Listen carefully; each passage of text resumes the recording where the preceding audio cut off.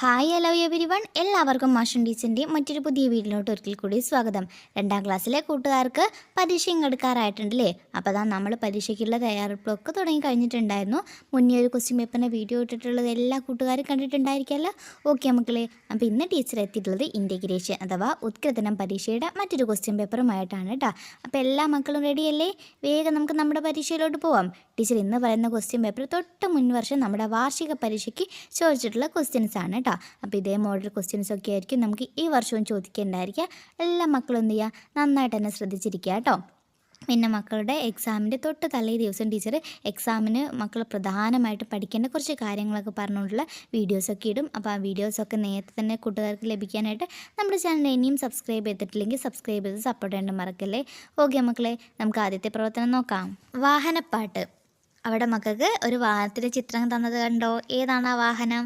വിമാനമാണ് അല്ലേ. അപ്പോൾ അതിനെക്കുറിച്ചൊരു പാട്ട് നമുക്ക് അവിടെ തന്നിട്ടുണ്ട്. ആകാശത്തിൽ മൂളിപ്പായും ആളെ കയറ്റി കടലു കടക്കും, ആരും കണ്ടാൽ നോക്കിപ്പോകും, ആഹാ നല്ലൊരു വിമാനം. അപ്പോൾ വിമാനത്തെക്കുറിച്ച് മനോഹരമായിട്ടുള്ളൊരു പാട്ട് തന്നിട്ടുണ്ട് അല്ലേ. അപ്പോൾ ഇതുപോലെ മക്കൾക്ക് അവിടെ കുറച്ച് വാഹനങ്ങളുടെ ചിത്രങ്ങൾ കൂടി തന്നിട്ടുണ്ട്. അതിലേതെങ്കിലും വാഹനങ്ങളെക്കുറിച്ച് മക്കളടുത്ത് സ്വയം ഇതിലേക്ക് കൂടുതൽ വരികൾ ചേർത്ത് എഴുതിയിട്ട് വാഹനപ്പാട്ട് പാടി നോക്കാനാണ് പറയുന്നത് കേട്ടോ.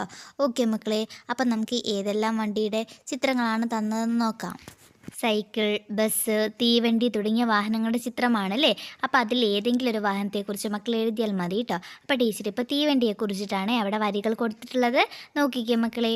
ചൂളം വിളിച്ച് വരുന്നുണ്ടേ വമ്പൻ വണ്ടി തീവണ്ടി, കൂകിപ്പാഞ്ഞു വരുന്നുണ്ടേ വമ്പൻ വണ്ടി തീവണ്ടി, തീയും തുപ്പി വരുന്നുണ്ടേ വമ്പൻ വണ്ടി തീവണ്ടി, ചീറിപ്പാഞ്ഞു വരുന്നുണ്ടേ വമ്പൻ വണ്ടി തീവണ്ടി.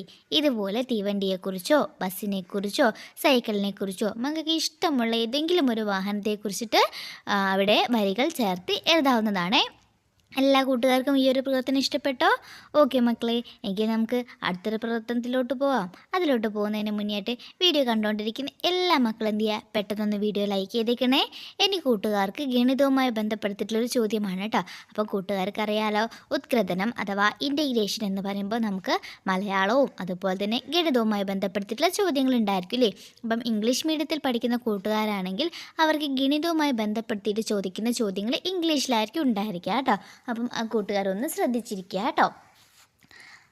നോക്കിക്കേ മക്കളെ, പച്ചക്കറിത്തോട്ടം ഒരുക്കാം. അവധിക്കാലത്ത് വീടുകളിൽ പച്ചക്കറിത്തോട്ടം ഒരുക്കാൻ കൂട്ടുകാർ തീരുമാനിച്ചു. വിത്ത് വിൽപ്പന കേന്ദ്രത്തിൽ നിന്ന് കുട്ടികൾ ആവശ്യമായ വിത്തുകൾ വാങ്ങി. നോക്കിക്കേ മക്കളെ, ആ വിത്തുകളുടെ വില വിവര പട്ടിക നമുക്ക് അവിടെ തന്നിട്ടുണ്ട് അല്ലേ. പയർ 35, വെണ്ട 30, മത്തൻ 28, പാവൽ 27, വെള്ളരി 20, ചീര 18. മക്കളടുത്ത് ചോദിച്ചിട്ടുള്ള ചോദ്യം നോക്കിക്കേ. മാനസ ഒരു പാക്കറ്റ് പയർ വിത്തും ഒരു പാക്കറ്റ് പാവൽ വിത്തും വാങ്ങി. ആകെ എത്ര രൂപയാകും എന്നതാണ് ചോദിച്ചിട്ടുള്ളത് കേട്ടോ. അപ്പം നമുക്ക് ആ തന്നിട്ടുള്ള ടേബിൾ ഉപയോഗിച്ചുകൊണ്ട് പയറിൻ്റെയും അതുപോലെ തന്നെ പാവലിൻ്റെയും വില കിട്ടില്ലേ. പയറിന് നമുക്കറിയാം 35 രൂപയാണ്, പാവലിനോ 27 രൂപയാണ്. അപ്പോൾ ആകെ എത്ര രൂപയെന്ന് കാണാൻ എന്ത് ചെയ്താൽ മതി? 35 കൂട്ടണം 27 ചെയ്താൽ പോരെ. 35 + 27 എത്രയാണ് മക്കളെ ആൻസർ കിട്ടുക? 62 എന്ന് കിട്ടൂലേ. 62 എന്ന് കിട്ടും. എല്ലാ കൂട്ടുകാരും എന്ത് ചെയ്യണം? രണ്ടക്ക സംഖ്യകൾ കൂട്ടാനായിട്ട് പഠിച്ചിട്ട് പോകണം കേട്ടോ. ഓക്കെ മക്കളെ, അതിൽ തന്നെയുള്ള മറ്റൊരു ചോദ്യം നോക്കൂ. ദ്രുത ഒരു പാക്കറ്റ് വെള്ളരി വിത്തും ഒരു പാക്കറ്റ് ചീര വിത്തും വാങ്ങി. ആകെ എത്ര രൂപയാകും?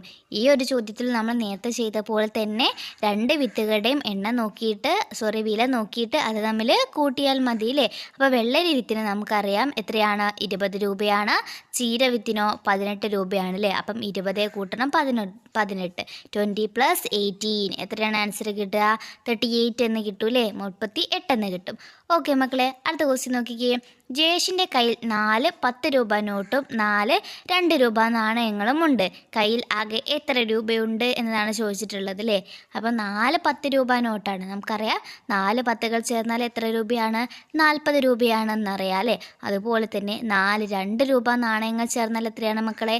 8 രൂപയാണ് അല്ലേ. അപ്പോൾ ടോട്ടൽ കാണാൻ എന്ത് ചെയ്താൽ മതി? 40 + 8 എന്ന് ചെയ്താൽ മതി അല്ലേ. 40 കൂട്ടണം 8 ചെയ്താൽ മതി. എത്രയാണ് മക്കളെ? 48 ആണ് അല്ലേ. അതിൽ തന്നെയുള്ള മറ്റൊരു ക്വസ്റ്റ്യൻ കൂടി നോക്കിക്കേ. ജയേഷിൻ്റെ കയ്യിലുള്ള തുക പൂർണ്ണമായും ചിലവഴിച്ച് ഏതെല്ലാം വിത്തുകൾ വാങ്ങാം? ഏതൊക്കെയാണ്? മത്തൻ അല്ലേ. മത്തൻ 28 രൂപയാണ്. അതുപോലെ തന്നെ വെള്ളരിക്ക് എത്ര രൂപയാണ്? 20 രൂപയാണ് അല്ലേ. 2 കൂടി 28 പ്ലസ് 20 ചെയ്യുകയാണെങ്കിൽ നമുക്ക് എത്ര ആൻസർ കിട്ടും? 48 എന്ന് കിട്ടില്ലേ, 48 എന്ന് കിട്ടില്ലേ. അപ്പം നമുക്കവിടെ മത്തൻ അതുപോലെ തന്നെ വെള്ളരി എന്ന് എഴുതാം കേട്ടോ. വേറെ ഏതെങ്കിലും മേടിക്കാൻ പറ്റുമോ എന്നുള്ള കാര്യം കൂട്ടുകാരെന്ത് ചെയ്യുക, ഒന്ന് നോക്കുക കേട്ടോ. ഓക്കെ മക്കളെ, അടുത്ത ക്വസ്റ്റ്യനിലോട്ട് പോവാം. അതിലോട്ട് പോകുന്നതിന് മുന്നേയായിട്ട് നമ്മുടെ വീഡിയോ കണ്ടുകൊണ്ടിരിക്കുന്ന എല്ലാ മക്കളും എന്ത് ചെയ്യുക, നിങ്ങളുടെ പേരും അതുപോലെ തന്നെ നിങ്ങളുടെ സ്കൂളിൻ്റെ നെയിമും നമ്മുടെ കമൻറ്റ് ബോക്സിൽ പറയാനായിട്ട് മറക്കരുതേ. ഓക്കെ മക്കളെ, സംഖ്യയെ അറിയാം. 68നെ വ്യത്യസ്ത രീതിയിൽ എഴുതുക എന്നാണ് പറഞ്ഞിട്ടുള്ളത് കേട്ടോ. 68 എന്ന് പറയുന്ന സംഖ്യ തന്നിട്ടുണ്ട്, അതിനെ വ്യത്യസ്ത രീതിയിൽ എഴുതാനാണ്.